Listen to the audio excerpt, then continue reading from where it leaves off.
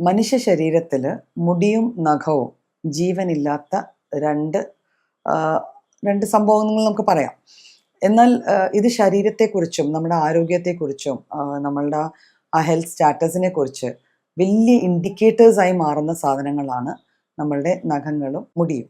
എന്നാൽ നഖങ്ങൾ പറഞ്ഞ പോലെ കുട്ടിക്കാലത്ത് നമ്മളിങ്ങനെ കുറേ കഥകളൊക്കെ കേട്ടിട്ടുണ്ട്. നഖം പൂത്ത് കഴിഞ്ഞാൽ അതിലൊരു വെള്ള സ്പോട്ട് വന്നു കഴിഞ്ഞാൽ നമുക്കിപ്പോൾ ഒരു പുതിയ കോടി കിട്ടും എന്നൊക്കെ. അതിൽ എത്രമാത്രം യാഥാർത്ഥ്യം ഉണ്ടെന്ന് അറിയില്ല.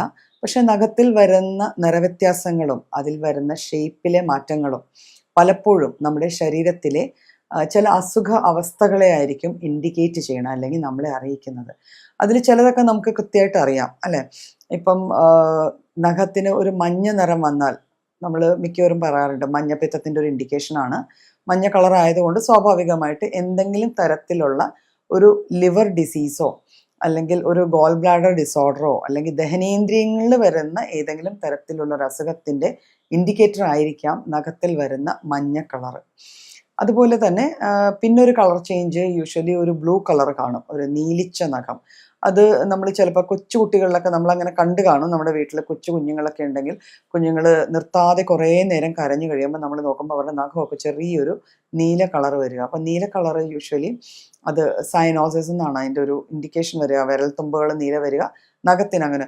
അപ്പം അങ്ങനെ ഒരു കളർ, ഒരു നീലിച്ച അല്ലെങ്കിൽ ഒരു ഡാർക്കിഷ് കളർ വരുന്നത് എപ്പോഴും ഇൻഡിക്കേറ്റ് ചെയ്യുന്നത്, നമ്മളെ അറിയിക്കുന്നത് ആ വ്യക്തിയുടെ ഹാർട്ടിനോ ലങ്സിനോ, അതായത് ഹാർട്ടും ലങ്സും കൂടെയാണല്ലോ നമ്മുടെ ബോഡിക്ക് പ്രോപ്പറായിട്ട് ഓക്സിജൻ സപ്ലൈ ചെയ്യാനുള്ള ദൗത്യം ഏറ്റെടുത്തിരിക്കുന്നത്.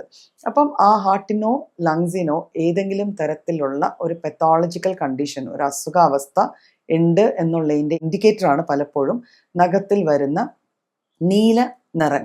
പിന്നെ നഖത്തിന് അടിയിൽ ചിലപ്പോൾ ഒരു ചുമന്ന കളറിലുള്ള സ്ട്രീറ്റ്സോ കളറോ ഒക്കെ കാണാം. അത് നമ്മളുടെ സർക്കുലേഷനിൽ വരുന്ന നെയിൽ ഡിസോർഡേഴ്സിൻ്റെ ഇൻഡിക്കേറ്റേഴ്സ് ആയിരിക്കാം.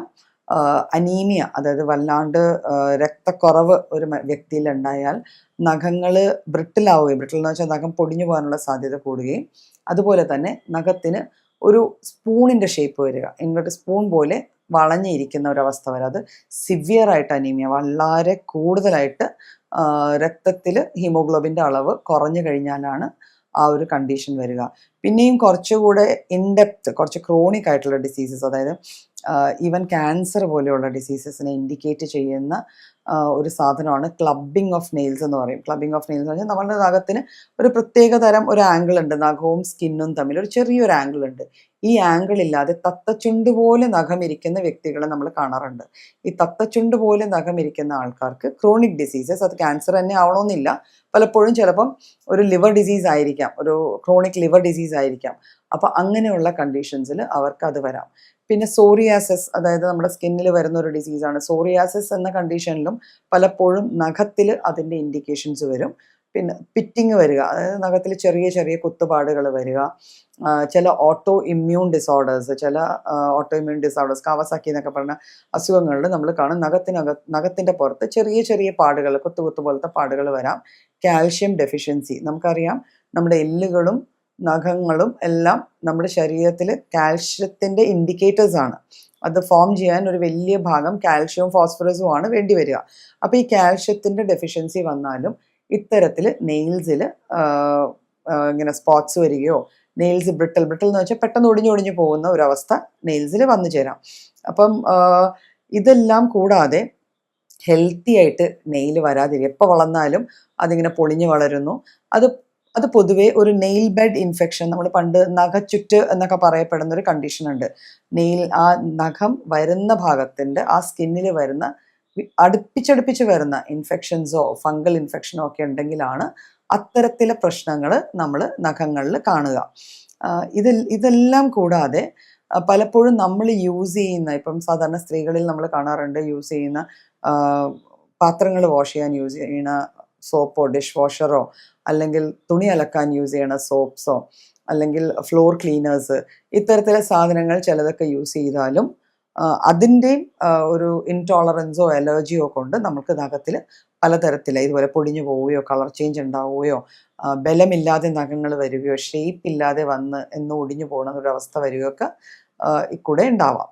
അപ്പം ഈ ലക്ഷണങ്ങളെ വെച്ച് ഇതിൻ്റെ കൂടെ നമുക്ക് വേറെ ലക്ഷണങ്ങളും കൂടെ ഉണ്ടെങ്കിൽ നമ്മൾ ഉറപ്പായിട്ടും നമുക്കിങ്ങനെ ഒരു കണ്ടീഷൻ ഇപ്പോൾ നഖത്തിന് മഞ്ഞ കളറ്, ബ്ലൂയിഷ് കളറ്, ഇത്തരത്തിലെ കളർ ചേഞ്ചസ് നമ്മളുടെ നഖത്തിൽ കാണുകയാണെങ്കിൽ ഉറപ്പായിട്ടും നമ്മളൊരു ഫിസിഷ്യനെ കാണുകയും ഒരു ഡോക്ടറെ കണ്ട് കൺസൾട്ട് ചെയ്ത് അതിൻ്റെ പിന്നിൽ എന്തെങ്കിലും പ്രത്യേകിച്ച് കാരണമുണ്ടോ എന്ന് അറിയണത് എപ്പോഴും അറിയേണ്ടതാണത്.